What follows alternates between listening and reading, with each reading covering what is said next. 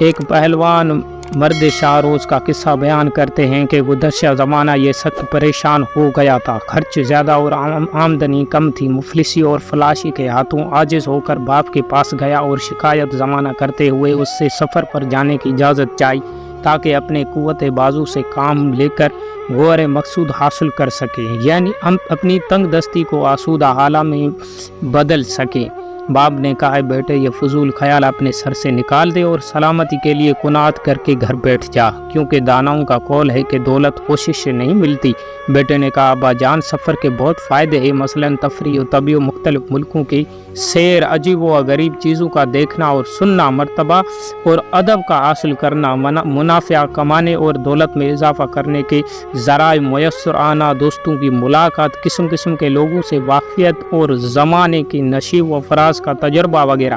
باپ نے کہا، جان بدر سفر کے فوائد جیسا کہ تو نے بیان کیے بے شمار ہیں، لیکن یہ صرف 5 قسم کے لوگ ہی یقینی طور پر حاصل کر سکتے ہیں۔ اول وہ سوداگر جس کو خدا نے دولت، حشمت، غلام کنیزیں اور مسعد خدا دے رکھے ہو، ہر روز ایک نئے شہر میں جاتا ہے اور رات ایک نئی جگہ مقیم ہوتا ہے اور ہر وقت دنیا کی نیپندوں سے لطف اندوز ہوتا ہے۔ دوسرا وہ عالم کے اپنے کلام شیرین قوت فساد اور مایا بلاغت کے ساتھ جہاں کہیں جاتا ہے۔ تیسرا وہ خوبروں کا صاحب لوگ اس سے ملنے کی خواہش کریں۔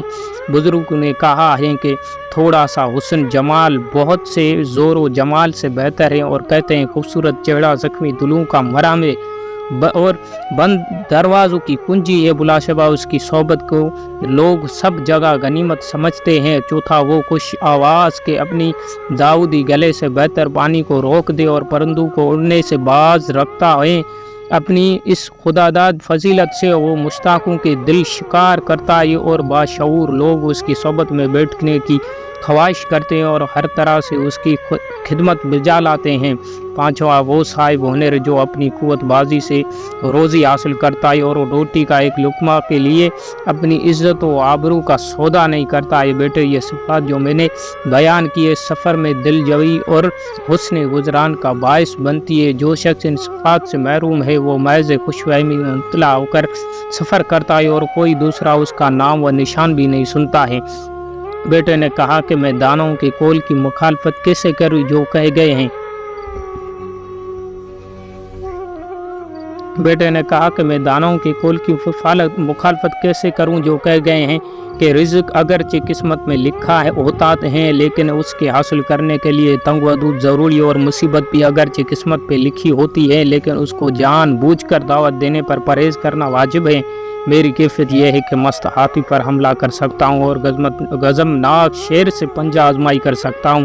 پس سے بدر بزرگوار بہتر یہ ہے کہ میں سفر کروں، کیونکہ مفلسی کے مصائب جھیلنا میری طاقت سے باہر ہیں۔ یہ کہہ کر باپ سے دعا کی درخواست کی اور چل پڑا۔ چلتے چلتے ایک تندو تیز دریا کے کنارے پر پہنچا۔ وہاں دیکھا کہ کچھ آدمی سامان سفر باندھے کشتی میں بیٹھے ہیں۔ ملا نے اس سے دریائے عبور کرنے کی اجرت پہلے ہی لے لی تھی۔ اس نوجوان کے پاس پیسے تو نہیں تھے۔ ملا کو خوشامد کرنے لگا، وہ اسے بغیر اجرت لیے کشتی میں بیٹھا لے۔ ملا نے اس کی خوشامد کا جواب عمدہ استہزاء سے دیا اور کہا کہ روپے کے بغیر زور بے فائدہ ہیں۔ اس آدمیوں نے زور کے بجائے ایک آدمی کا کرایہ نکالا۔ کشتی میں بیٹھے ہوئے لوگوں نے بھی اس کی خوشامد اور رونے پیٹنے پر متعلق رحم نہ کھایا اور کشتی چل پڑی۔ نوجوان کو سخت غصہ آیا اور اس نے ملا سے بدلہ لینے کی ٹھانی۔ پکار کر کہا کہ اگر میرے جسم کے کپڑے کرایہ کے عوض تو قبول کر لے تو پیش کر سکتا ہوں۔ ملا لالچ میں آ کر کشتی کو دوبارہ کنارے پر لے آیا۔ نوجوان نے اس کو کشتی سے کھینچ لیا اور پیٹنا شروع کر دیا۔ ملا کا دوست بھی کشتی سے اس کی مدد کے لیے باہر آیا، لیکن اس کا بھی وہی حال ہوا۔ ناچارہ انہوں نے مصلحت اسی میں دیکھی کہ اس شہزور نوجوان سے صلح کر لے اور اسے بلا اجرت دریا کے پار لے جائیں۔ چنانچہ اس کے پاؤں پر گڑ پڑے اور منت سماجت کر کے کشتی میں بٹھا لیا۔ دریا میں ایک جگہ یونان کا کسی شکستہ عمارت کا ستون کھڑا تھا۔ کشتی اس کے قریب پہنچی تو ملا نے کہا، کشتی میں ایک خرابی پیدا ہو گئی ہے، तुम में से कोई ऐसा आदमी जो बहुत ताकतवर हो इस स्तून पर चढ़ जाए और कश्ती की रस्सी को पकड़कर उसको रोक रखे ताकि इस दौरान हम उसकी मरम्मत कर ले। पहलवान को अपनी ताकत पर बड़ा घमंड था। उसने आरज़ो दिल दुश्मन का ख्याल न किया और दानवों के इस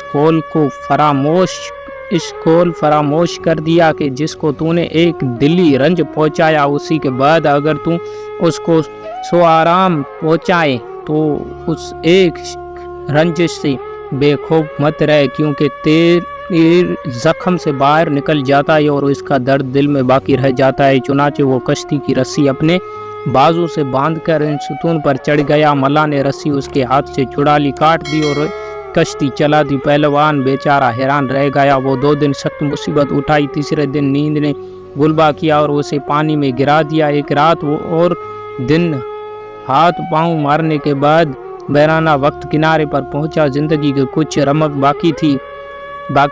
दरख्तों के पत्ते और घास तोड़कर खाने लगा, यहाँ तक कि जिस्म में कुछ कुव्वत आई और वहाँ से आगे दौड़ाना हुआ। रास्ते में शदीद प्यास महसूस हुई। इत्तेफाक से एक कुएं पर पहुंचा जिसके गिर्द कुछ लोग जमा थे। वो लोग एक पैसा देकर थोड़ा सा पानी पीते थे। नौजवान के पास पैसे तो था नहीं। अपनी बेकसी और बेमांगी का इजहार करके पानी तलब किया, लेकिन किसी ने इस पर रहम न खाया।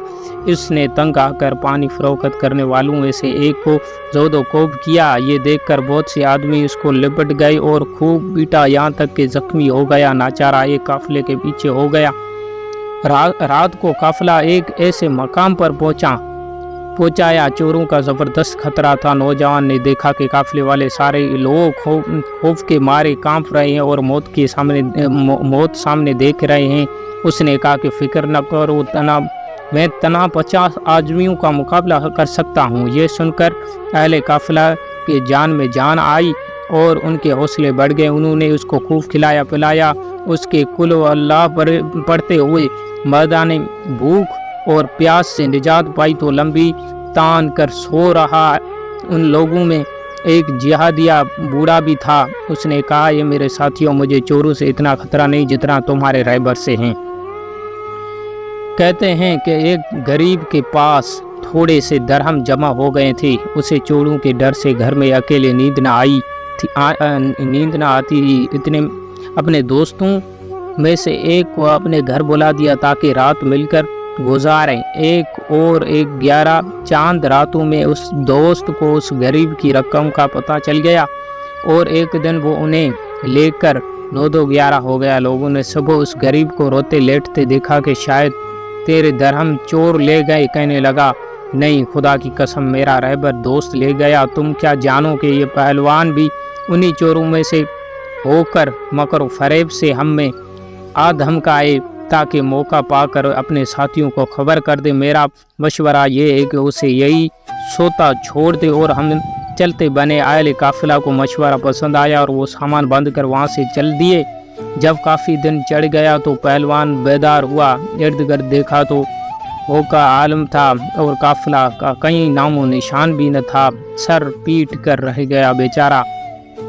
इधर उधर बहुत घूमा लेकिन काफिले का पता न चला। आखिर भूख प्यास से निढाल होकर एक जगह गिर पड़ा और मौत का इंतज़ार करने लगा। इस वक्त अब उसकी ज़बान पर था, मुसाफिरों पर वही शख्स सख्ती करता है जिसने कभी मुसाफिरत गरीबुल वतनी का मज़ा न चखा।